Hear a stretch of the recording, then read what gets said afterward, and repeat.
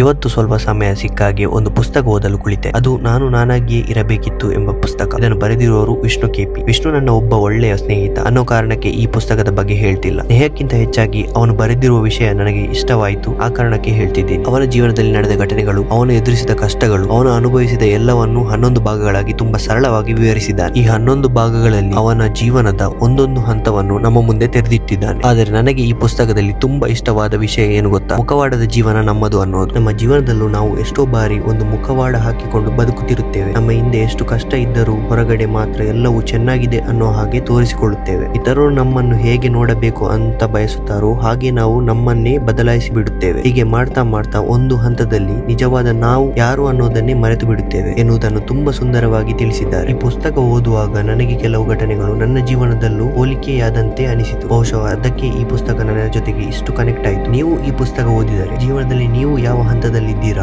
ಮುಂದೆ ಏನು ಮಾಡಬೇಕು, ನಮ್ಮ ಸುತ್ತಮುತ್ತಲಿನ ಜಗತ್ತು ನಮ್ಮ ಮೇಲೆ ಹೇಗೆ ಪರಿಣಾಮ ಬೀರುತ್ತಿದೆ ಅನ್ನೋದನ್ನು ಒಮ್ಮೆ ಯೋಚಿಸಲು ಈ ಪುಸ್ತಕ ನಿಮಗೆ ಸಹಾಯ ಮಾಡುತ್ತದೆ. ಇದರಲ್ಲಿ ಭಾವನೆ ಇದೆ, ಕಷ್ಟ ಇದೆ, ಕಾಮಿಡಿ ಇದೆ, ಸಸ್ಪೆನ್ಸ್ ಇದೆ, ಎಲ್ಲಕ್ಕಿಂತ ಹೆಚ್ಚಾಗಿ ಜೀವನ ಇದೆ. 150 ಪುಟ ಓದುವುದಕ್ಕೆ 2-3 ಗಂಟೆ ಬೇಕಾಗಬಹುದು. ಆದರೆ ಆ 3 ಗಂಟೆ ನಿಮ್ಮ ಜೀವನದ ಬಗ್ಗೆ ನೀವು 3 ಪ್ರಶ್ನೆ ಕೇಳಿಕೊಳ್ಳುವಂತೆ ಮಾಡಿದರೆ ಅದೇ ಈ ಪುಸ್ತಕದ ಗೆಲುವು. ಕೊನೆಗೆ ನಾನು ಹೇಳುವುದು ಇಷ್ಟೇ, ವಿಷ್ಣು ಕೆಪಿ ತುಂಬಾ ಒಳ್ಳೆ ಕೆಲಸ ಮಾಡಿದ್ದೀಯಾ. ಇದೇ ರೀತಿ ಬರೆಯುತ್ತಾ ಹೋಗು. ನಿನ್ನ ಈ ಪ್ರಯತ್ನಕ್ಕೆ ನನ್ನ ಕಡೆಯಿಂದ ತುಂಬಾ ಶುಭಾಶಯಗಳು. ಈ ಪುಸ್ತಕ ನಿಮಗೂ ಬೇಕಾದರೆ ಆಕೃತಿ ಆಶಯ ಪಬ್ಲಿಕೇಶನ್ ಮಂಗಳೂರು, ಇವರ ನಂಬರ್ ನಾನು ಕೆಳಗೆ ಕೊಟ್ಟಿರ್ತೇನೆ. ಮತ್ತೆ ಈ ಪುಸ್ತಕ ಬರೆದವರನ್ನು ಕೂಡ ನಾನು ಕೆಳಗೆ ಟ್ಯಾಗ್ ಮಾಡಿರುತ್ತೇನೆ, ಅವರಿಗೆ ಕೂಡ ನೀವು ಮೆಸೇಜ್ ಮಾಡಿ. ಪುಸ್ತಕವನ್ನು ಓದಿ ನಿಮ್ಮ ಜೀವನದಲ್ಲಿ ನೀವು ಧರಿಸಿರುವ ಮುಖವಾಡವನ್ನು ಒಮ್ಮೆ ತೆಗೆದು ನೋಡಿ, ಅದರ ಹಿಂದೆ ಇರುವ ನೀವು ಇನ್ನೂ ಅಲ್ಲೇ ಇದ್ದೀರಾ ಅಂತ ನೋಡೋಣ. Thank you. ಇನ್ನೊಂದು ವಿಡಿಯೋದಲ್ಲಿ ಸಿಗುತ್ತೇನೆ. ಗೊತ್ತಾಗಲ್ಲ, ನಾಟಕ ನನ್ನ ಮಕ್ಕಳ ತಾನೇ ಒಳ್ಳೆಯವರು ಅನ್ಸ್ಕೊಳ್ಳೋದು. ನಿಯತ್ತಾಗಿ ಫ್ರಾಂಕ್ ಆಗಿರೋರ್ನ ಕೆಟ್ಟವರು ಅನ್ನೋದು ಈ ಪ್ರಪಂಚ.